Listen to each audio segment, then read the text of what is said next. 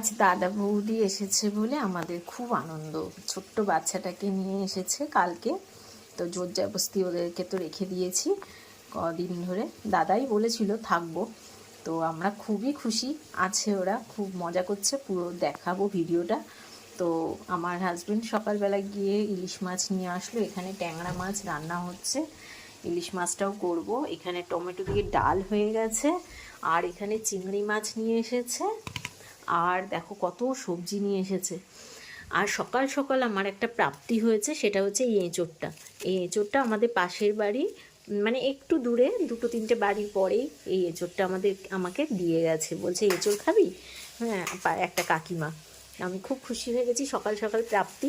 তো যাই হোক, আমাদের বাজার দেখো, সকালবেলা হাজব্যান্ড নিয়ে এসেছে যে এই যে ফুলকপি, ট্যাংরা মাছ দিয়ে ফুলকপি করব, আর ভেন্ডি, এখানে কচি কচি ঝিঙে, এই দেখো, আর এখানে পটল, কিছুটা পটল কেটেছি। আর যেটা এনেছে সেটা হচ্ছে লাল লাল কালারের আলু। দেখো, এই যে তোমরা লাল কালারের আলু মানে কে কে খেয়েছো আমাকে একটু বলো তো। হ্যাঁ, আমি তো লাল কালারের আলু গেল বছরও খেয়েছিলাম, তো এবছর এই প্রথম নিয়ে আসলো। তো পুরো ভিডিওটা দেখতে থাকো, আমি কী কী রান্না করছি, আর আমার দাদা বৌদির সাথে আর ছোট্ট বাচ্চাটার সাথে কি কি মজা করছি।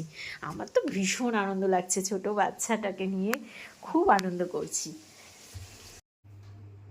আর এখানে আছে ট্যাংরা মাছ, জ্যান্ত জ্যান্ত ডিমালা ট্যাংরা।